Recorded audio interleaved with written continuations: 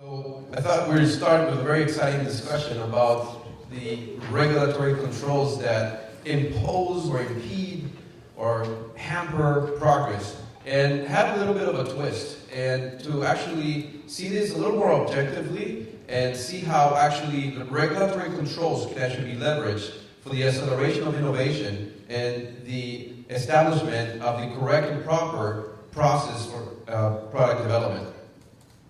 So I am going to cover these bullets at this point. I represent Brandwood Biomedical. We're just outside a regulatory consulting firm. I'll describe a little more about what we do at the end, but in essence, we provide the support to product development and submissions at a global scale. So these are my bullets at this point. We're going to start with creating the right culture. One of the main things in my previous life as a product development head has been, what is the right mindset for quality and regulatory? Here are some examples. If you have a bad cop, good cop type of mentality, if the regulatory team is actually the cops out to get the rest of the organization, if they're the ones that come into meetings and just say, no, that's not possible, that becomes an issue. If there's any resemblance with this in your team, not the right proper culture.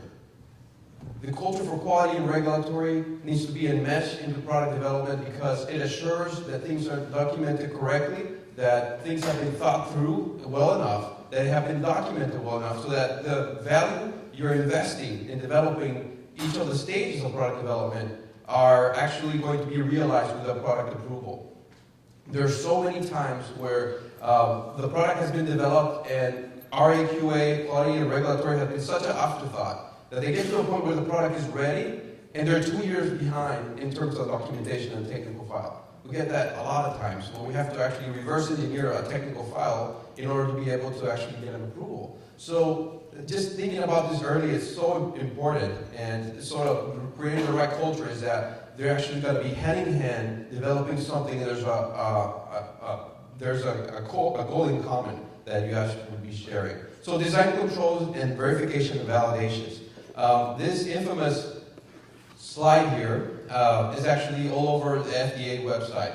It's actually the process under which medical technologies, whether it's software as a medical device or a medical device or even a pharmaceutical product, should be developed.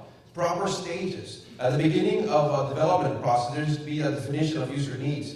Then design inputs. What are those user needs going to be translated in terms of testing? A process that needs to be documented. Design outputs. Then you have to verify. Verification is the testing of these products. When you're ready, you go to the validation, which generally is a clinical trial. These steps are essential, and they're actually part of the FDA guidance, basically a summation of the best practices for developing a medical product or a medical technology. So in terms of the specifics in regulation, the U.S. has its own particular and special way of regulating, 21 CFR 820 for medical devices and diagnostics. And if you go to the rest of the world, it's ISO 13485, specifically Clause 7.4. Design controls apply to a product before the product is approved. So in essence, some products are actually approved before an audit, and 2 years down the road, the regulator shows up to audit them. They did not implement the design controls, so that approval actually gets reverted. So it's actually a technical requirement that sometimes gets catch people even after commercialization. So at a high level, the U.S. classification and regulatory sort of goes into 3 categories. Class 1 is almost a self-registration. Class 2, about 15% of 510Ks actually require clinical data. And all de novo products require some clinical data. Class 3s always require clinical data. So we're going to just jump into a little bit about the way that this device product development should be handled. So initially you have a prototype. It's okay, just do engineering there. But at the moment that product is being conceived as actually something that's going to be used medically, initiate risk analysis, because risk analysis determine what type of testing is going to be determined. Actually, the checking of the box is something that we always really try to steer away from. Just do all the testing, because there's a guy that says, let's just do all that. There's value lost in respect to just doing the testing for the sake of testing. There's cost savings that are not realized. And again, if it's not properly documented, the testing by itself doesn't do a lot of value. Just why was the testing done? What are the critical parameters this testing is trying to show? And how is it tied up to a design input? Is actually the key components. Then you go into design validation verification, where everybody just jumps into the testing of the product. Let's go to the biocompatibility. Let's go to the user testing. But in essence, without the proper documentation, a lot of times those are just sort of exercises for the sake of exercise. Then you do the final design, the quality manufacturing quality system gets tied up, and you do the quality submission. So going into the preclinical testing, the VMVs, I'm just going to sort of focus in a little bit on the areas that we specialize in as a firm. Safety testing is a big component into whether you're going to go into clinical trials or going to get approved. Safety testing in international stance and actually also by FDA is regulated by ISO 10993. The proper areas of evaluation that need to be documented and designed and thought through and tested to determine that the product is biocompatible or safe. So these evaluations require a significant amount of technical expertise from the area of risk assessment, from an area of toxicological, seeing if something is carcinogenic or mutagenic, if testing needs to be done long-term or short-term, all these evaluations need to be documented before initiating that testing regime. Just sort of moving into the process that this should entail, there needs to be a risk assessment to initiate this testing. The risk assessment is determined by the chemical characterization and also the toxicological risk assessment, how much is known already to minimize the amount of testing that the contract research organization should be doing. There's a checkbox in 10993, basically, that stipulates if you're this type of product, these are a bunch of tests you're going to have. And that tends to be the default way of testing that contract research organizations recommend. But in essence, the real area where you could actually show the maturity of the firm, the forethought, is actually thinking through what is reasonable, what is not reasonable, what is required, what's not required. Are there things that are recommended that are not applicable, or things that are not recommended that should be applicable to do the testing? And that's something that we can help. So just sort of safety evaluation, don't just test for it. Regulators are going to see that as lack of sophistication, and actually there's going to be probably a multi-use of funds. Use all existing data. So characterization now more and more is being used actually to determine what biocompatibility testing is required. In terms of risk management, it should be a process that starts from the conception of a product. It's very specialized skill, so sometimes it makes people like, a lot of times being myself, just columns and columns of possible risks, but you have to evaluate them, have a very close eye to detail, and hand in hand with a proper organization, this actually creates a lot of value. And it's ongoing and non-static. So moving into clinical testing, maybe more so of an interesting topic for people, and we're going to hear more of clinical experts here. Clinical evidence is actually data plus evaluation equals evidence. If you just have data and no evaluation, you're actually missing the point in regards to evidence. And our point here is how do you actually evaluate whether you actually really need that clinical trial. The first thing that should be recommended in any product development is really to get a real good, comfortable sense for what is out there in regards to previous work.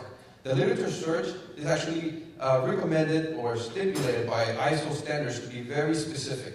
You actually have to have search criteria documented. You have to have inclusion criteria, exclusion criteria, even sort of like you're running a clinical trial. What's going to be included in my literature search?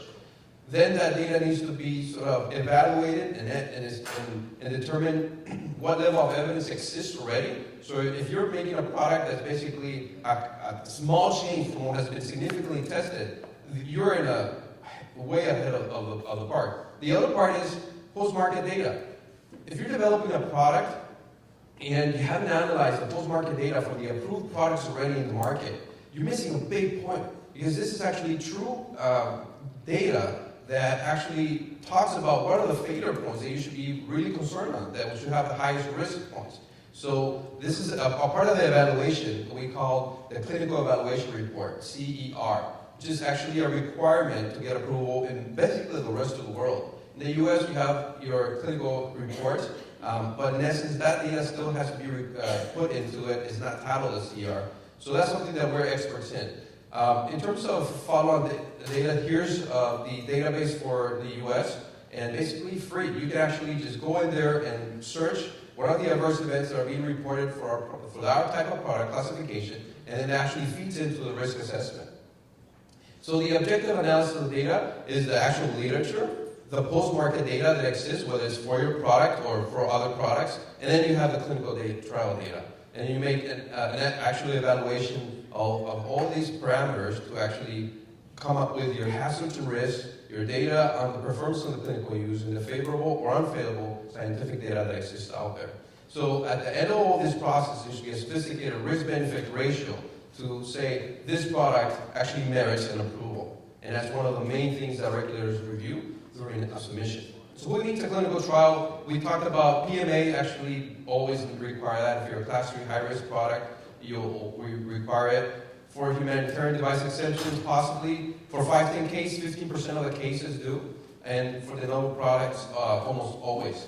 So which 15%? Wherever there's not clinical indications present for the predicates, you will probably need a clinical trial. Substantially new technologies require it, and we talked about all de novo products.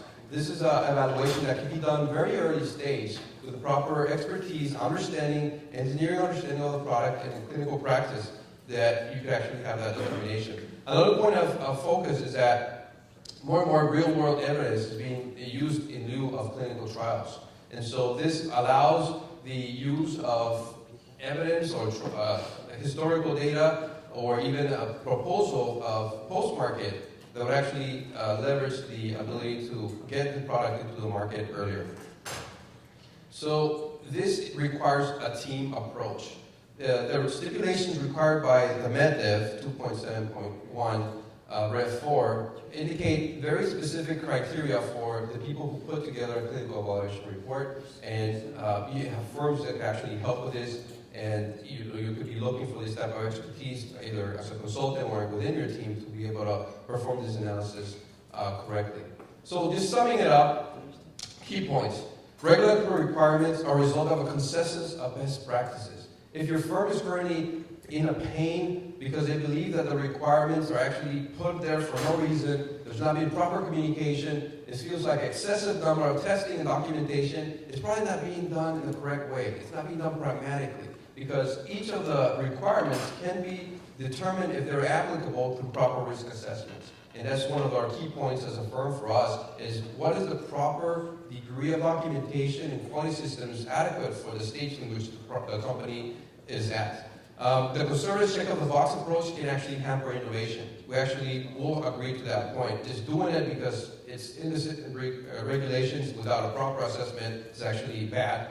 The risk-based management of the development process can create actually significant savings. And don't forget to maintain a global perspective because whether it be first 510K or actually Europe, this technical file can be leveraged to get approval worldwide. And if you think about that from the beginning, you actually could save a lot of headaches down the road in regards to actually commercializing your product globally. So let's put in a little bit of a stethoscope with an Australian flag in there. Why not? That's because our firm is actually headquartered in Australia. You'll hear from our CEO in a little bit. Here's my contact information if you'd like to have a further discussion. We should just want to say, let's have a discussion. Let's evaluate. Let's get a pulse for how your firm is executing the best practices, as a better word to say, than the regulations and the quality requirements to your product development so that it actually is set up for success, is the most optimal combination of activities to do and to plan to do, and to make sure that the innovation that you are developing is actually carried forth to the market and impacting the quality of lives, which is really the end game. So thank you for your time. Hope you have a great day here, and don't forget to stop by our booth in the back.